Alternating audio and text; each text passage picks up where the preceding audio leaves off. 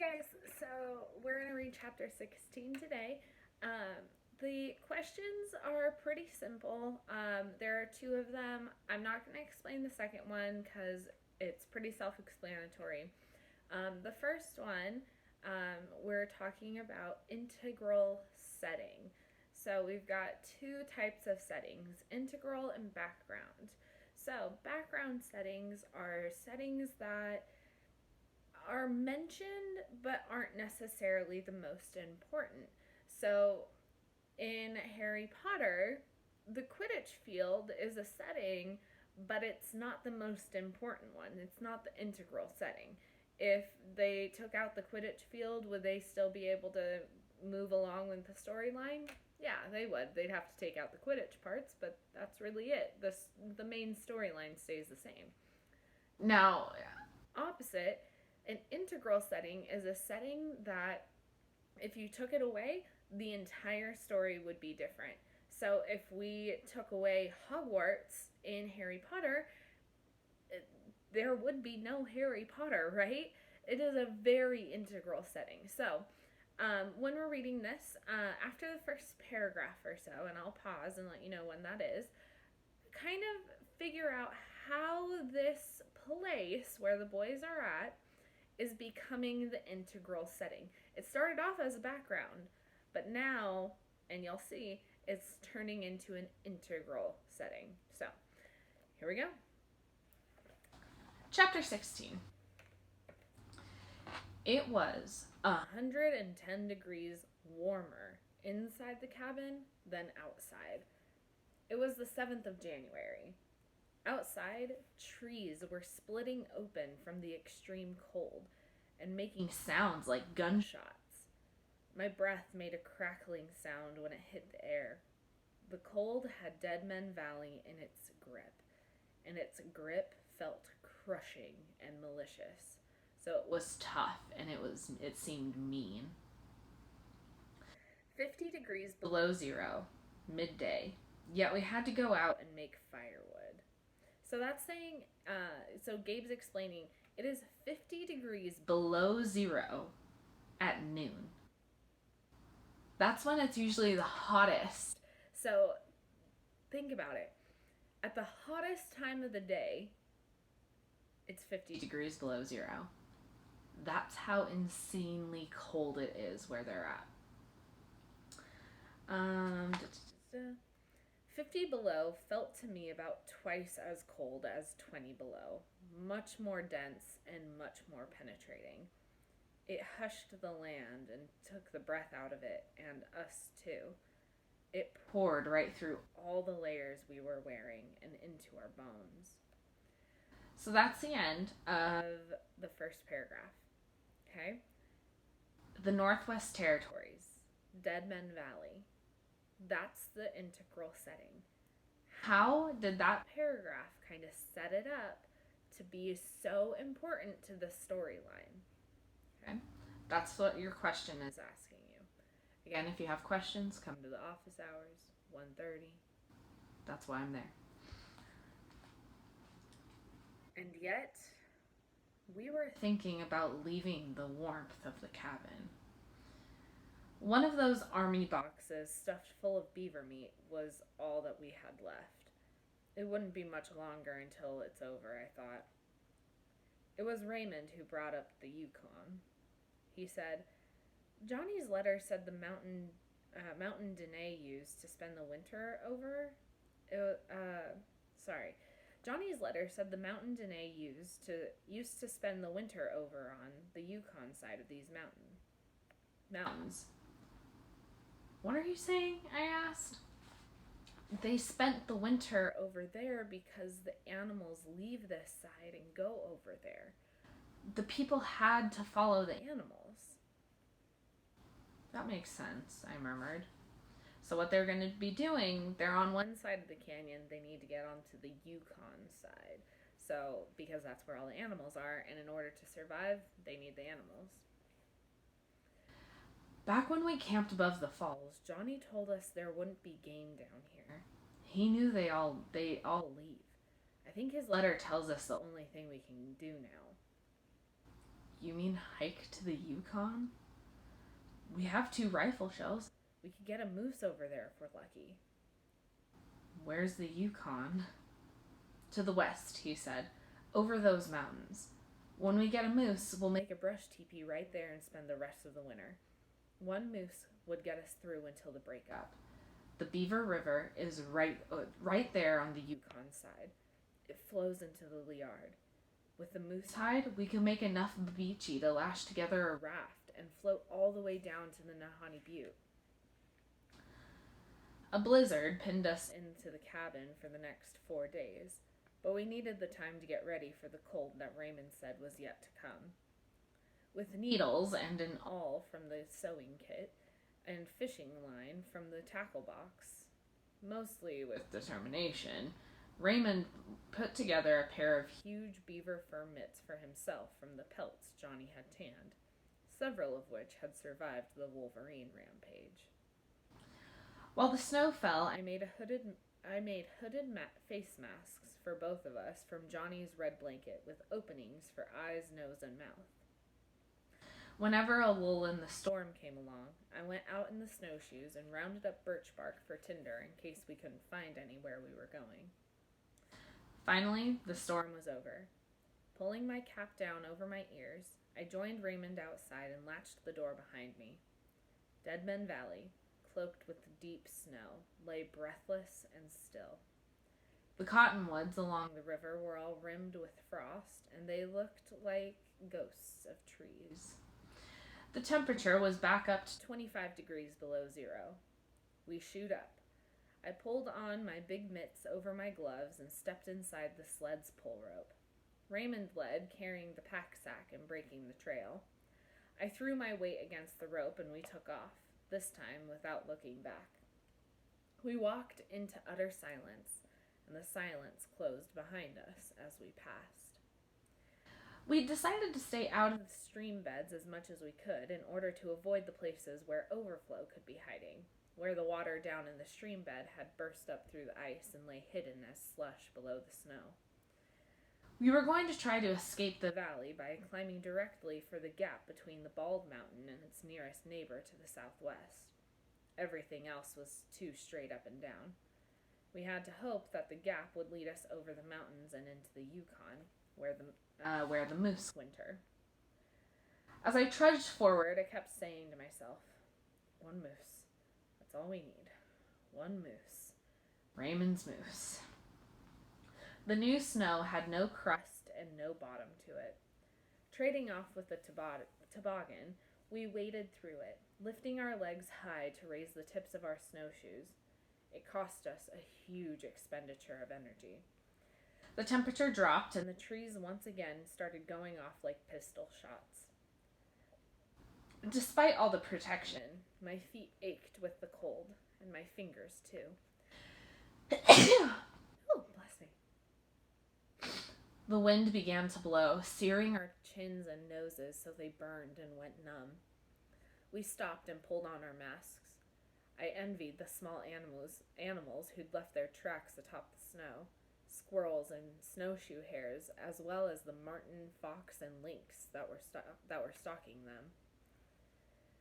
We made our camp on a ridge several thousand feet above the floor of the valley and halfway to the Bald Mountain. The wind died again and the first stars came out, and with them the northern lights, spiraling around and waving their neon tentacles. Though we were exhausted and dehydrated, we built a low lean-to, floored it with spruce boughs, covered it with the blue tarp, and heaped snow on top, using our snowshoes for shovels. The prospect of a fire's warmth kept us going, along with the thought of something hot to eat and the chance to melt snow and produce all the water we could drink. The only water storage we had during the day was 1 liter each in our water bottles, which we carried inside our parkas so it wouldn't freeze. The wind blew hard all night, but we discovered in the morning that it had done us a favor, crusting the snow into slabs that mostly supported our snowshoes on top of the snowpack. We kept climbing, searing our lungs, climbing, taking turns with the toboggan. When we stopped to look back, we could see the Nahanni snaking through the entire expanse of Deadman Valley between the upper and lower canyons. The river was frozen and white, except for that one small patch of open water that even now refused to freeze. Across the river, the valley speared up against a world of peaks, pure white above the timberline. I said to Raymond, "I can't believe where we are." "Where we are in the middle of winter," he replied. "I never would have believed this in a million years. Only the old people like Johnny ever saw this in the winter. It's amazing they could survive." "They say our people have been living here for thousands of years. Before rifles, before modern clothes, before hardly anything. They had to know everything about the land." "You know more than you think, Raymond." He spit, and the spit froze before it reached the ground. "I don't know anything. I was starting to learn stuff out on the trap line with my dad, but after I was about 10, I quit going out with him." At the end of the day, we made our camp at Timberline, and the following morning we passed through the gap of the shoulder of the Bald Mountain. That mountain turned out to be only a buttress on the rim of a vast plateau above the tree line. At 10:30 in the morning, the sun rose brilliant and blinding, the first time we'd laid eyes on it in weeks. We climbed so high we were able to enjoy the sun for several hours as it crept toward our Yukon divide to the southwest. We followed the edge of the plateau, using the compass when we couldn't use the sun. Before long, we were able to take off our snowshoes. Up here, with no tree cover, the wind had blown most of the snow away, leaving no more than a couple of hardened inches. Within a few miles, we came across a place where animals had dug in the snow to get at the grass. "Dall sheep," Raymond said. The rest of the day we kept seeing their tracks, finding their droppings and the places they'd scratched in the snow to expose the grass. "Looks like they were here not so long ago," Raymond said. "Do you think we should try and get a sheep?" I asked. "Not enough meat. We've got to find a moose." We camped in a dark finger of timber that reached up into the plateau. It took us an hour to find enough firewood. When we dug snow where it had drifted so we could melt it Then we dug snow where it had drifted so we could melt it for drinking water. After we got some hot water into us, we cooked our supper. In the extreme cold, we'd gone from 1 meal a day to 2. It was nearly the dark of the moon, but yet we could still get around by the light of the infinity of stars reflecting off the snow. The aurora, bright overhead, seemed to be dancing a figure 8 around the Big Dipper and the North Star. I realized I hadn't seen the contrail of a single jet across the sky for months. So that's basically just like, when you look in the sky and you see that long line, that's from a jet. So that's what he's talking about. I tried to go to sleep, but sleep never came easily, with the cold seeping through the sleeping bag and all the layers of my clothing as if it were a liquid. I was looking at Orion the Hunter, and I was thinking of Johnny. Orion the Hunter is a constellation, so that's what he's looking at. Suddenly, wolves broke loose in a wavering chorus. Their howling seemed to come right out of the blank space between the stars. Thinking about what was to come, I felt scared. Really scared. The howling kept up and seemed to strike the same inhuman chord as the subarctic night. Over the chorus of the endless night, I saw the high, transparent cirrus clouds race under the sliver of a moon, and felt the wind kicking up, and saw the thicker clouds come in and snuff out the moon altogether.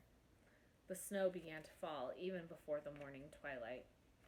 Fortunately, we were sheltered by the stunted trees around us, but still, the swirling winds were blowing some of the stinging snow into our lean-to.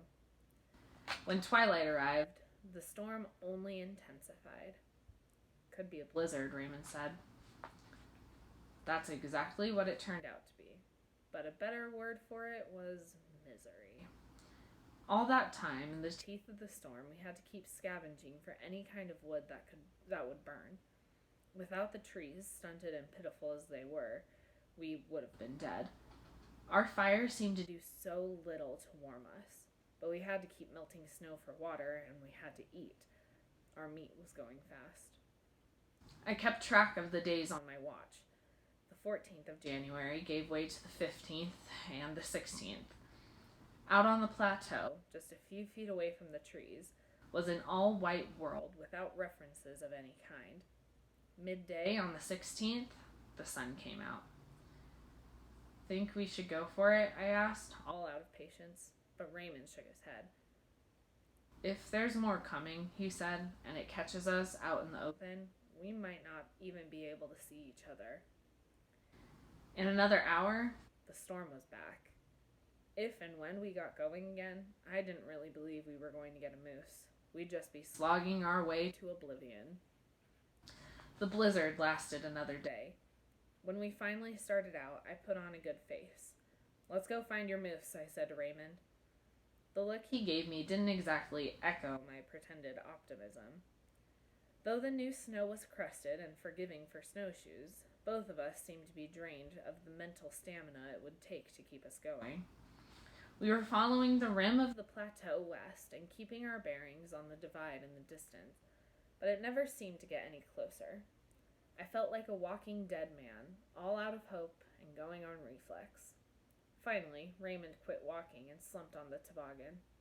I can't do this, he said. It's pointless. Don't worry, Raymond, I said. You'll find the moose. With a heavy mitt, he swiped at the ice buildup around the mouth hole of his mask. I'm not Johnny Raven, he cried out. For several minutes, I couldn't speak. I didn't know what to say. Just keep trying, I pleaded finally. Just don't give up.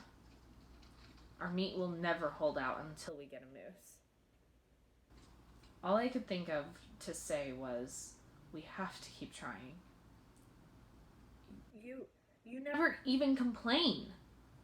Neither do you, I answered him, and it was true. I'll tell you though, if you want to get me started, I feel like I've been pulled through 6 knotholes and poked in the eye with a sharp stick. With a weak smile, he said, That makes me feel better. Late in the day, we came across the fresh tracks of sheep and of wolves that had walked in their trail.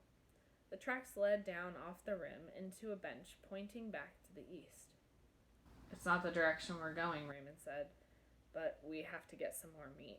If we're ever going to get a moose, we have to keep eating. 1 bullet for a sheep and 1 for a moose? I asked. Is that what you're thinking? With a shrug, he said, I think that's what Johnny would do. We came off the plateau and along the foot of a long line of cliffs pocked with caves, following the trail of the sheep and wolves. Raymond stopped at a particular spot. I didn't know why. I sagged, panting. Raymond stood there a long time, eyeing the cliff in a cavern perched about 30 feet above us. Then he said, Sheep went up there. Look, he said, pointing. Right there, the moss is torn off. At first I couldn't see a thing. I looked harder. Yes, I could see it now, the torn pieces of moss.